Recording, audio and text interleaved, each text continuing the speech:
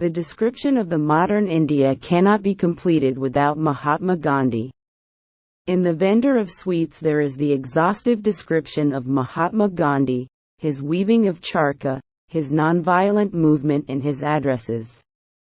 This novel is inspired by the spirit of Gandhi. In The Financial Expert we do not have the spirit of Gandhi, but there is a mention about him. The police inspector, who meets Margaya in a train bound to Madras, mention about Gandhi's arrest warrant. The police officer said, "Do you know I had to carry a notice of arrest even to Mahatma Gandhi once?" Narayan describes the economic, social and religious aspects of Indian life. He tells us about the prosperity and poverty of India. He tells us how during the World War the businessmen hoarded all kinds of goods and then sold them at exorbitant price to the needy persons, evaded income tax, and accumulated a lot of money. He tells us how people are corrupt and built huts which did not stand to the guarantee period. But the contractor got his bill passed before the huts collapsed, by bribing the concerned officers. Thus on the one side money was being accumulated, but on the other hand there was poverty. The poor peasants used to take loans from the banks and other institutions and remained always in debt. There were other factors also responsible for their utter poverty. They had to give a handsome dowry to the fathers of the bridegrooms in order to marry off their daughters. They also used to drink wine and spend a lot of money on this item. Then they spent a lot of money in litigation. Thus poverty and prosperity multiplied side by side during the World War. Many factors which contribute to prosperity and poverty are social customs. Thus economic and social side meet and mingle. There are many social evils like litigation, drinking and begging. Narayan describes how persons take hold of a dead body, display it for burial on the street, and beg money for its burial in earthen plates. At the end of the day they collect so much money that after giving a gorgeous burial to the dead body they save a lot of money for. 25. Drinking and merrymaking. Thus Narayan, while describing the economic and social life of India, highlights its rampant evils. Narayan describes the very names of Indian vocabulary. By doing so he creates the very spirit of India in the manner in which Keats describes the very spirit of the Greek by using the names from Greek mythology. Narayan uses the Indian names like Banyan, Puja, Sanskrit, Tamil, Shastras, Divan and Jalebi. These words are not mere words. They unfold the style, fashion, tradition and customs of Indian. Then there is religious side which finds fullest description. Narayan describes in detail the penance which Margaya underwent to propitiate gods to make him rich. He quotes the Gita about our duty, as they saw in Bhagavad Gita, God helps those who do their duty. 3. Write a note on the humor in The Financial Expert. Ans. Humor, like poetry, springs spontaneously from the mind. But it does not thrive in idle heads. We often describe episodes or persons in real life as comic because they appeal to our sense of humor. But there is nothing in life categorically or positively comic. Whether a person and an object is comic or not depends on how we look at them or what we make of them. Humor, whether light or farcical or ironical or satiric, runs throughout the novels of R.K. Narayan. The aim of Narayan is not to expose, flog and reform. That is why he is, like Chaucer, Jane Austen and Shakespeare, sweet and not bitter like Langland, Pope and Swift. Bitter and satirical passages are very rare and far between. Narayan's humor is fulsome and sweet like the hyblabi. He accepts life as it is, full of follies and foibles, shortcomings and weaknesses. Like Chaucer and Shakespeare, he possesses Catholic spirit and pure humor.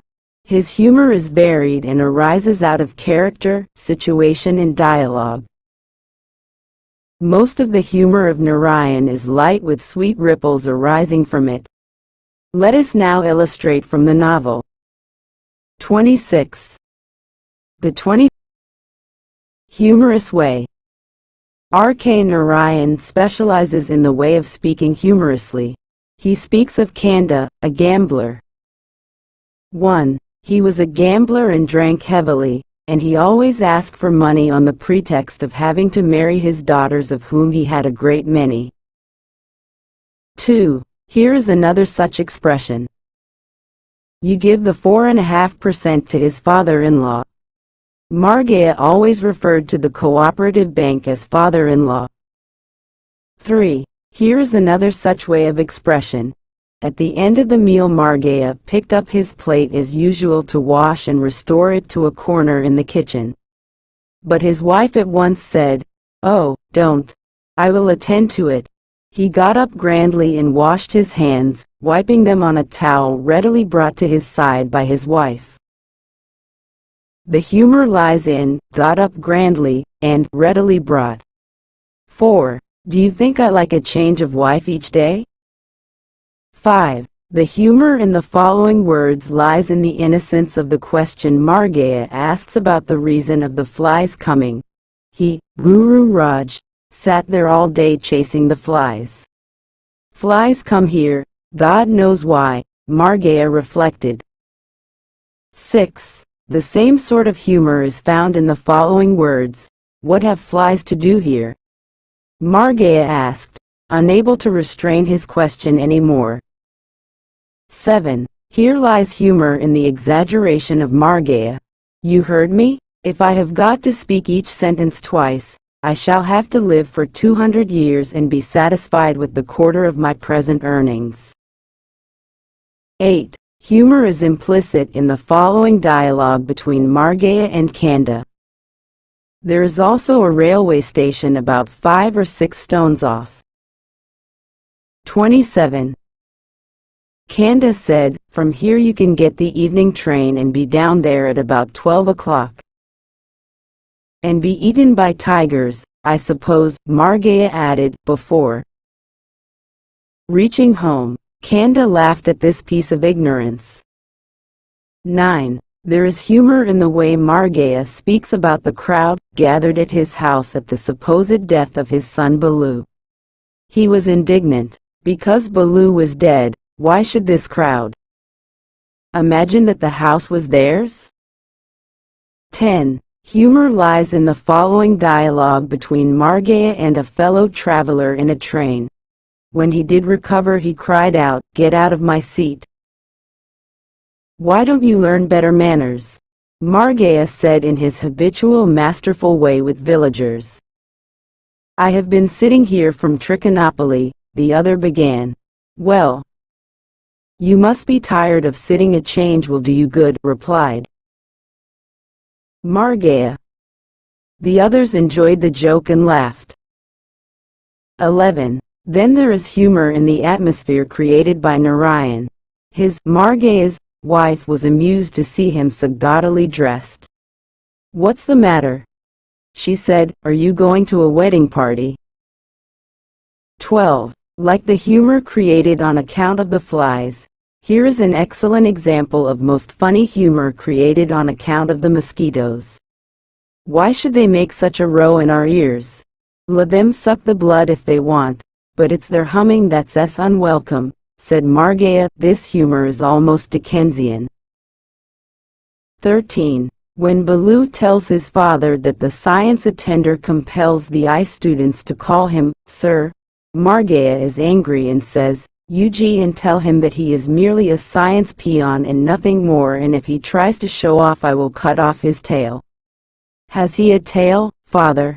asked Balu. "Oh, I don't notice. He burrs." 28. Into a laugh, and laughed so loudly and rolled about so much that his father was forced to say, "Stop that." Narayan is not a great humorist like Shakespeare and Dickens, but he possesses certainly a sense of humor. 4. Sketch the character of Margaya in the novel The Financial. Expert. ANS. Margeya's real name was Krishna, but he was known as Margeya. He begins his career as a petty money lender, doing his business under a banyan tree in front of the Central Cooperative Land Mortgage Bank in Malgudi. He helps the shareholders of the bank to borrow money at a small interest and lend it to the needy at a higher interest. In the process, he makes money for himself. The secretary of the bank in Arul Das, the peon, sees from his box the loan application forms he has managed to get from the bank through its shareholders. They treat him with contempt and threaten to take action against him. Margeya is unable to carry on his business, after Balu, his son, throws his account book into the gutter. It had all the entries of his business dealings with his clients. He presents his horoscope to an astrologer, who assures him that if he performs puja to Lakshmi, the goddess of wealth, a wonderful time is coming for him. Ash from a red lotus and ghee prepared from milk from a grey cow are used in the 40-day puja. Margeya does the puja and emerges from it full of expectations for a successful future. Dr. Pal, who sells him the manuscript of a book named Bed Life, for whatever ready cash Margeya's purse contains, assures him that the book, renamed Domestic Harmony, will sell in tens of thousands if only he can find a publisher. Maiden Lal, a man from the north, reads the script and agrees to print and publish it on a 50-50 partnership basis. The book is at once popular and Margeya's fortune is made. Margeya is again ruined by his son, Balu. He had put him to school in great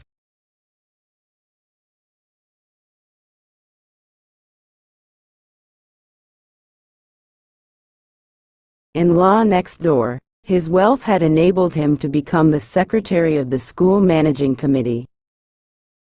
He had engaged a private tutor for his son and instructed him to thrash the boy whenever necessary.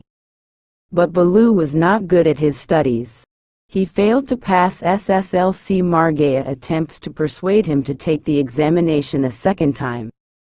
The result is that Balu seizes the school leaving certificate book, tears it into 4 quarters, and throws them into the gutter, the same gutter which closed its dark waters over Margeya's red book of accounts. Now it carries away the school certificate book. Then he runs away from home. A few days later, there is a letter from Madras telling Margeya that his son is dead. The brother's family immediately comes to his help, though Margeya feels he can do without their help and wonders whether this will change the existing relationship between them. He leaves for Madras and discovers through the good offices of a fellow traveler, a police inspector in plain clothes, that his son is not really dead, traces the boy and brings him home. He wants to marry him to a girl named Brinda, the daughter of the owner of a tea estate in Mempi Hills. When a pundit after an honest study declares that the horoscopes of Balu and Brinda do not match, he is curtly dismissed with a fee of 1 rupee. Another astrologer, whom Dr. Paul finds, gives it in writing that the 2 horoscopes match perfectly and is paid 75 rupees for his pains. Money can dictate the very stars in their courses. Balu and his wife are helped to set up an establishment of their own in Lali Extension. Margeya, wishing to draw Dr. Pal away from his son, seeks his help in attracting deposits from black marketeers on the promise of interest of 29%. If I get 20,000 rupees deposit each day and pay 15,000 rupees in interest, I have still 5,000 rupees a day left in my hands as my own, Margeya calculates. Margeya grows rich. It is now necessary for him to have a car. Every nook and corner of his house is stuffed with sacks full of currency notes. He is on the right side of the police, contributes to the war fund when driven to do so, and works day and night with Evershine. His accounts and money bags, though his wife is unhappy at his straining himself so much. One day Margaya visits his son in Lali Extension. He finds Brinda and her child. The girl cannot hold back her tears while narrating Balu's activities. When Margaya gets out of the house, he finds a car halting in front of it, out of which emerges Balu. His companions are Dr. Pal and a couple of women of the town. The enraged father pulls Dr. Pal out of the car, beats him and dismisses the two women with contempt. The next day Dr. Pal, with a bandaged face, whispers to all and sundry that things are not going well with Margaya's concern. Hundreds of people come to Margaya and ask for their deposits. All the accumulated wealth is disbursed. Still hundreds of people cannot be satisfied. The run on the bank leads to Margaya's filing of an insolvency petition. And thus, like a house of cards, the wealth Margaya had accumulated is blown away. He advises his son to take his place under the banyan tree with the old box. And when he says, "How can I go and sit there? What will people say?" he replies, "Very well, then I will do it." The theme of the novel is lust for money, but Margaya is no monster of greed and wickedness. R.K. Narayan has succeeded in humanizing him and showing that, despite his lust for money, he is a human being like us. 5. On the basis of the novel, The Financial Expert proved that love of money is the root of all evil. Ands. The theme of The Financial Expert is not as wide as that of The Vendor of Sweets, it is concentrated. And in its concentration it is perfect. The theme of money, no doubt, is discussed and examined in The Vendor of Sweets. But its discussion and examination in this novel are not as thorough and exhaustive as they are in The Financial Expert. In The Financial Expert the theme of money is discussed on a vast scale. The problem of money is almost the thesis of the novel. Money has been discussed and examined in all its aspects in an epic style. It will be exaggeration to say that no aspect of money remains untouched here in the novel. Margaya, the hero. 31. Of the novel, is the doctor of money. And money is the panacea which cures all the diseases of life like poverty, want and shame. Let us now discuss in detail the chief aspects of money examined in the novel. 1. Lack of money. Margaya feels that he has been insulted by the secretary of the bank, and even by his peon, Arul Das, because he looks shabby for want of money. Many angry memories well up in him of all the indignation he had suffered at the hands of his brother because he was reduced to poverty and his brother was a man of means. He felt that the world treated him with contempt because he had no money. People can order him about, for he looks shabby. Margaya is filled with hurt merit. He thinks that he can earn 100 rupees a month, whereas Arul Das will have to take 100 births before he can do so. The secretary may come to him if he wants any improvement. He thinks that he has cut a ridiculous figure with his dhoti going brown for lack of laundering and with his shirt collar frayed. He is fed up with his awful silver spectacles. He hates them and wishes he could do without them. If he had gold-framed spectacles, people would take him seriously. He feels angry the secretary has called him through a peon. He is filled with pride. He tells Arul Das that if his boss is secretary, he is the proprietor of a bank, and that he can come to meet him under the tree if he needs him. 2. Margaya helps money problems. Margaya wants to help people get over their money problems. He wants to do it as a service, but he does not want anyone to get the impression that he has got no other business to do. He says, "It is because I want you all to get over your money worries and improve your lives." He asks peasant customers to adopt civilized ways. That is the reason why he tries to help them to get money from the bank. 3. Money is most important thing. Margaya says that money is the most important thing in life. justifies the act of the secretary, the act of chiding him because he has money which brings like authority and the purchasing power. He says to his wife, he has every right because he has more money, authority, dress, looks, above all more money. It is money which gives people all this. Money alone is important in this world. Everything else will come to us naturally if we have money in our purse. Meenakshi, his wife, tells him that he should not have told that he would employ the secretary who earns 500 rupees a month. Margaya is stung into pride and jolted out of his lethargy when he says that he will earn 1,000 or even 5,000 rupees a month. 4. Misbehavior for want of money. Persons misbehave with those who are poor. Even a wife misbehaves with her husband if he does not possess money. He speaks of a proverb, "He that hath not is spurned by his wife." He says that even the mother who bore him spurns him. He tells his wife that she will learn to behave well with him when he has money.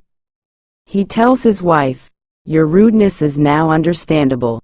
He will no longer keep with him the barber's box, and will no longer wear the torn dhoti. He will become respectable and the secretary will stand up when he enters his room. There will no longer be torn mats in his house and his wife will no longer wear dirty greasy sari. His son will have a cycle. He will go to the convent school in a car. The neighboring family of his brother will envy him. His brother will have to come to him on his knees. Thus, as he has money, his standard of living will be raised high. 5. Money helps everything. Margaya is obsessed with the thought of money. He tells his villager clients that he helps them to get out of money worries.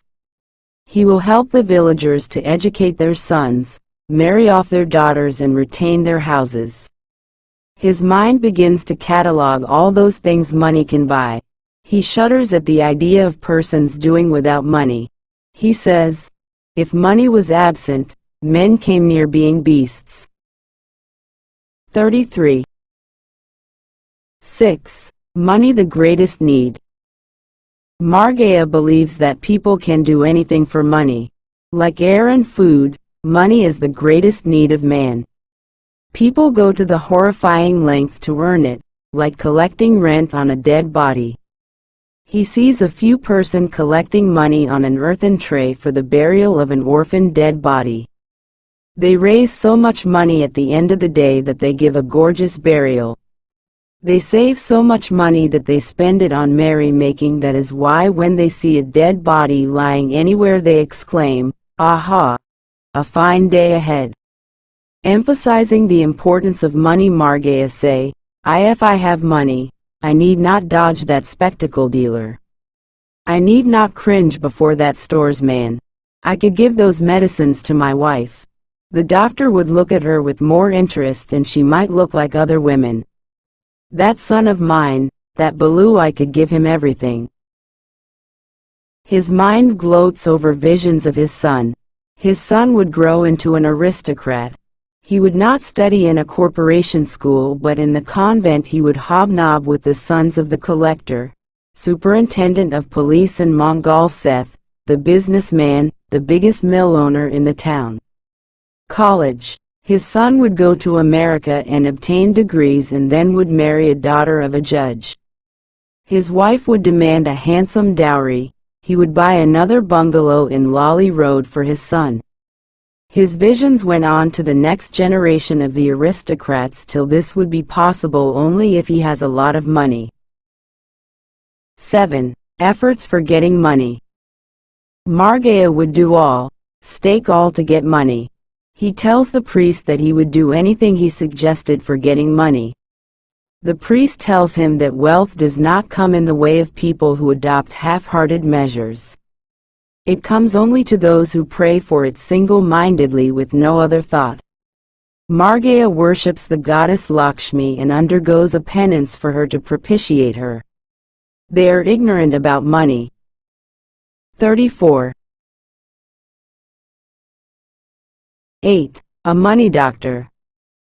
Margaya is a money doctor who will prescribe ways and means to improve the financial condition of the people. People do not know anything about money. They do not know the worth of money. They think that money is something to pass into a shop. Margaya pities them. He feels that he must do something to enlighten them about money matters. He thinks that he will be not a banker to them but a money doctor who would help them to use their money properly with the respect due to it. He will educate society anew in all these matters. He hopes he will be able to draw away all these people into his own establishment. He tells Gururaj that money is the greatest factor in life and the most ill-used. People do not know how to tend it, how to manure it, how to water it, how to make it grow and when to pluck its flowers and when to pluck its fruits. 9. Thought of money. When Margaya travels to Madras, he feels that he has kept away too long from the thought of money. It was like a tobacco chewer suddenly realizing that he had been away too long from his pouch. He cannot be away from money, even from the thought of money, even when his son Balu has disappeared, and is feared to be lost forever. He possesses the art and penchant for earning money, and has earned a lot. He is called the Wizard of Money, the financial expert. 6. Discuss Margaya-Balu relationship in The Financial Expert.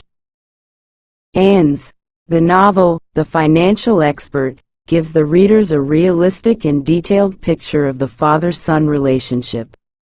Margaya and his son Balu share a fraught relationship throughout the novel. From his childhood, Balu was nurtured as a pampered child solely because he was their only child who was begotten to them after a long period of time. Balu was a menace to his parents, but his parents adore him. In the beginning, Margaya bowed to all of Balu's demand and envisaged a bright future waiting ahead of him. He wanted him to ever shine, study in the US and marry a judge's daughter. But as Balu grew, Margaya was caught up in his work and couldn't spend his time with him. Balu couldn't excel in his school nor he had any liking towards studies or exams. But Margaya was keen to get him passed through high school despite Balu's reluctance to not studying. That's where their relationship got much strained. Balu has transformed into an adolescent and due to his father's continuous pressure to finish school he ran away. After some time Margaya received a grave news about him that Balu had died. After he visited Madras and from his through search, he came to know that Balu was alive and living life as a street promotion boy. He took him home and left the thought of asking him to continue studies. Margaya feared that he would run away again at this proposal, so he let him live as he wants and got himself immersed in his own business. So he left him at his own disposal and fulfilled all his monetary needs. Margaya also found a suitable girl to marry him off and continuously working to reach the highest peak of wealth. He was a shrewd and a successful businessman, but he couldn't make his son as worthy as himself. Margaya's belief was that the money is a magic wand which can do anything. He thought that he could take good care of his son by providing money to him. He failed in imparting moral values and practical life lessons. He didn't tell him to do something because he feared losing his son. But in the end, when Margaya lost everything, Margaya instructed him to begin his work where he himself had started, the banyan tree near the cooperative bank. Margaya was aware of his son's unfit character. That's why he told him that if he was not willing to go there, then he himself would work there after recovering from his illness. 7. The Financial Expert is the novel of the rise and fall of Margaya. Explain. Anne's, the novel The Financial Expert has been written by R.K. Narayan. This novel or story is the rise and fall of Margaya. The novel has 36